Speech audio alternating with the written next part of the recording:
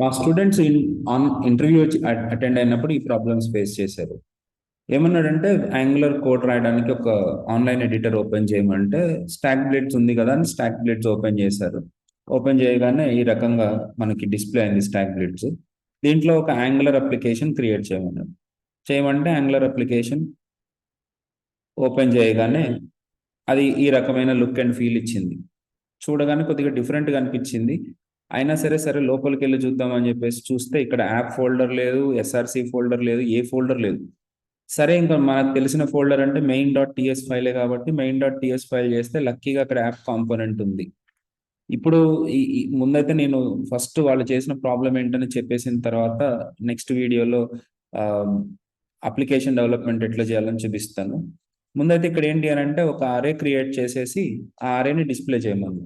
So మనోడు చాలా సింపుల్గా students is equal to like Praveen, Sai, Nani and Ram అని 4 స్టూడెంట్స్ని క్రియేట్ చేసి ఇప్పుడు ఇక్కడే అంటే ఇండెక్స్ డాట్ జేఎస్ ఇప్పుడు మనకి మెయిన్గా app dot component dot HTML file కూడా లేదు. సో ఇక్కడే ఒక యూఎల్ లోపల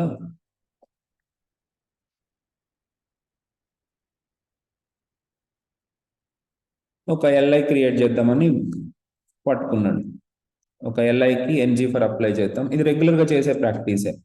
ఎల్ఐ దీంట్లో జనరల్గా star NG for is equal to let S of students అని చెప్పేసి ఇక్కడ ఎస్ అప్లై చేస్తే జనరల్గా లిస్ట్ డిస్ప్లే కావాలి. తీరా చూస్తే లిస్ట్ డిస్ప్లే అవ్వట్లేదు. సో ఇక్కడ ఎన్జీ ఫర్ నేను తప్పు రాశానా అని చాలాసార్లు కంగారు పడ్డాడు. కానీ మనం ఇచ్చిన ట్రైనింగ్లో ఏంటంటే ముందు ఎర్రర్ చదువు అని చెప్తాం. ఎర్రర్ చదువు అని చెప్తే అక్కడ ఎర్రర్లో కనపడుతుంది. NG for directive was used in the template but neither the NG for, ఇక్కడ చూడండి ఎన్జీ ఫర్ అంటే N capital directive nor common module was imported. Use Angular built-in control flow @for or make sure that either ng for directive or common module is included in @component dot imports. ఈ imports అరేలో ఈ ng for ని import చేసుకోండి, include చేయండి అని చెప్తున్నాడు. అది so నేను already మన వాళ్ళకి @for @if వీటిని నేను చూపించాను, కానీ వీళ్ళు ప్రాక్టీస్ చేయలేదు. సో ఇంటర్వ్యూలో ప్రాక్టీస్ చేయందని అస్సలు చేయొద్దని చెప్తాను కదా. సో వాళ్ళు చేయలేదు. బట్ ఇక్కడ చూడండి ఈ ప్రాబ్లమ్ని ఎట్లా సాల్వ్ చేశారు వీళ్ళు అని అంటే లక్కీగా ఇంపోర్ట్స్ సెక్షన్లోకి పోయి క్యాపిటల్ ఎన్జీ ఫర్ అని ఇంక్లూడ్ చేశారు. చేసేసరికి పైన వచ్చింది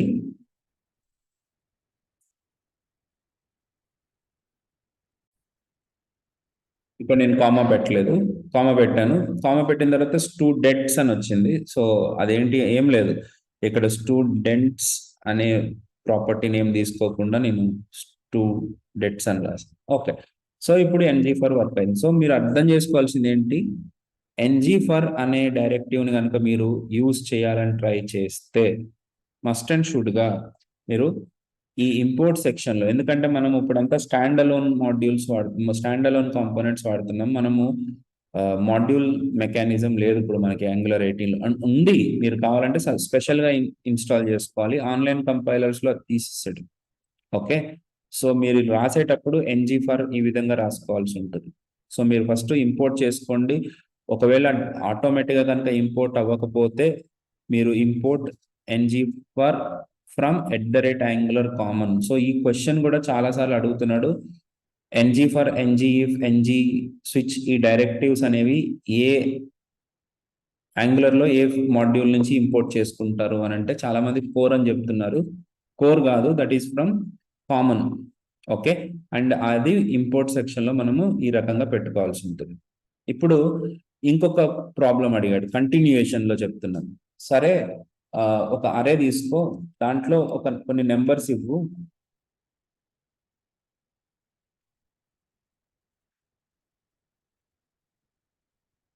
ఈ నెంబర్స్ ని కూడా ప్రింట్ చేయన్నాడు. సరే ఏముంది సార్ దాన్ని ప్రింట్ చేయడానికి అని చెప్పేసి ఇంకొక యూఎల్ తీసుకుని ఎస్టీ ఆఫ్ ఎస్ పెట్టుకోకండి, ఎక్స్ అని పెట్టండి అండ్ ఇక్కడ కూడా ఎక్స్ అని పెట్టుకోండి. సో నెంబర్స్ ని ప్రింట్ చేసేసాడు సేమ్ ఎన్జీ ఫర్ లోంచి. ఇప్పుడేం అడిగాడంటే అక్కడ ఈవెన్ నెంబర్స్ అన్ని రెడ్ కలర్ లోను, ఆడ్ నెంబర్స్ అన్ని గ్రీన్ కలర్ లోను నాకు రావాలి అని అన్నాడు. సో అక్కడికి వచ్చేసరికి ఏమైంది, how to display the even numbers in red colour and odd numbers. So నేను ఇక్కడ ఇంకొక రకంగా కూడా చేయొచ్చు, బట్ నేను ఎన్జీ ఇఫ్ యూస్ చేసి చూపిద్దాం అనేది నా ఉద్దేశం. సో ఇక్కడ నేను ఏం చేశాను అని అంటే, అక్కడ వాళ్ళు ఏం చెప్పారు అని అంటే, ఒక బి ఎలిమెంట్ తీసుకుని, సో ఇక్కడ star NG if is equal to, ఇప్పుడు ఎక్స్ మాడ్యులస్ 2 కనుక 0 అయితే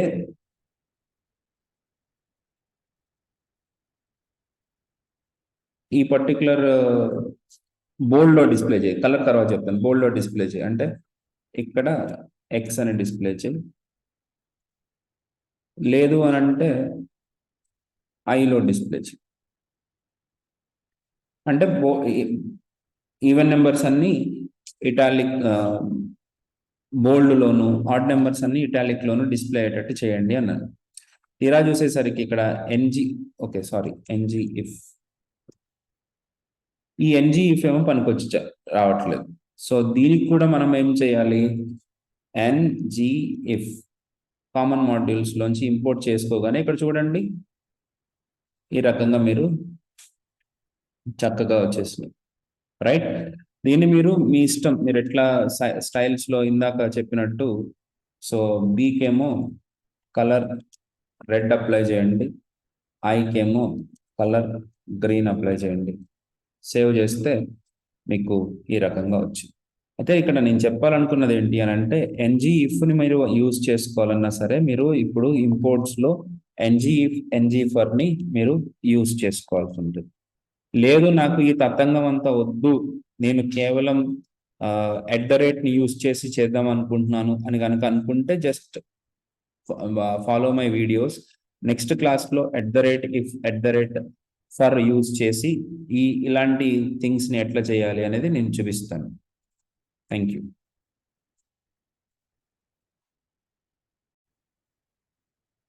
ఇప్పుడు ఇదే కోడ్ని సపరేట్ కాంపోనెంట్గా రాయడం ఎలా అని కూడా అడగొచ్చు మనల్ని. సో దానికి కంగారు పడిపోకండి, మనకి సడన్గా గుర్తురాదు, తప్పకుండా ప్రాక్టీస్ చేసుకుని వెళ్ళండి. మనం బేసిక్గా ఎస్ఆర్సి ఫోల్డర్లో మనం ఒక ఫైల్ క్రియేట్ చేసుకోవాలి, that is called as app.component.ts. ఈ main.ts లో ఏదైతే ఫైల్ ఉందో ఇది మొత్తాన్ని మనము బూట్ స్ట్రాప్ వద్దు, ఇక్కడ మీకు సింటాక్స్ గుర్తుండకపోవచ్చు కాబట్టి మనం కొద్దిగా ఇలా చేద్దాం. చేసిన తర్వాత ఇక్కడ ఇంపోర్ట్ సెక్షన్స్లో ఏదైతే తెచ్చుకున్నామో వీటిని కట్ చేసుకుని app.component.ts లోకి పెట్టేసుకోండి. ఇది కూడా అయిపోయిన తర్వాత మనం ఏం చేయవచ్చు, ఏమైంది, కెనాట్ ఫైండ్ నేమ్ అని అన్నాడు. అంటే main.ts లో యాప్ అనేది లేదు కాబట్టి మనము import app from ./app.component. So ఆ కాంపోనెంట్ ఈస్ బ్యాక్. అట్లా అనుకుంటే అక్కడికే సరిపోతుంది అంటే అలా కూడా కాదు. ఇప్పుడు యాప్ కాంపోనెంట్లో టెంప్లెట్ ఉంది కదా, ఈ టెంప్లెట్కి సపరేట్ ఫైల్ క్రియేట్ చేయండి అంటాడు. చేయమంటే ఏం చేస్తారు, ఇక్కడ ఇది ఒకటి ప్రాబ్లం, మనకు ప్రాబ్లం కాదులే, app.component.html. సో ఇక్కడ మనం టీఎస్లో రాసిందంతా కూడాను ఇక్కడ యాప్ కాంపోనెంట్ ఇక్కడ మనం రాసేసుకోవాల్సి ఉంటుంది. కానీ ఇక్కడ టీఎస్ ఫైల్లో టెంప్లెట్ అని కాకుండా మనము టెంప్లెట్ యూఆర్ఎల్ అని ఇవ్వాల్సి ఉంటుంది. ఇలా ఈజ్ ఈక్వల్ టు మీరు app.component.html. So it is back. ఈ రకంగా మీరు సపరేట్ అవుట్ చేసుకోవచ్చు. లేదు నాకు సపరేట్ సిఎస్ఎస్ కూడా కావాలనుకున్నారు అనుకోండి, దానికి ఏం చేస్తారు అని అంటే, మళ్ళీ చెప్తున్నాను, వీటన్నిటికీ మనకు సడన్గా గుర్తురాదు. app.component.css మీరు ప్రాక్టీస్ చేసుకోండి. సో గ్లోబల్గా రాసిన సిఎస్ఎస్ ఫైల్స్ ఏవైతే ఉన్నాయో వాటన్నిటిని అక్కడ కట్ చేసి ఇక్కడ పేస్ట్ చేసుకోండి, చేసుకున్న తర్వాత టిఎస్ ఫైల్లో స్టైల్స్ యూఆర్ఎల్ మనం పెట్టుకోవాల్సి ఉంటుంది. Styles URLs is app.component.css. అది మన స్టైల్స్ కూడా మనకు వచ్చేస్తుంది. ఓకే, ఈ రకంగా మీరు ఒక సపరేట్ యాప్ కాంపోనెంట్ లాగా డివైడ్ చేసుకుంటే మీకు బెటర్. Thanks for watching. మీకు కంప్లీట్ కోర్స్ లాగా ట్యుటోరియల్ లాగా కావాలి అని అనుకుంటే కాంటాక్ట్ అస్. మనము ట్రైనింగ్తో పాటు ప్రాక్టీస్ చేయించి మరి వాళ్ళకి మంచి ఆపర్చునిటీస్ చూపిస్తున్నాం. మీకు ట్రైనింగ్ ఇంట్రెస్ట్ ఉంటే కాంటాక్ట్ చేయండి. తప్పకుండా లైక్ చేయండి, షేర్ చేయండి. ఈ విషయం చాలా మందికి అవసరం అవుతుంది.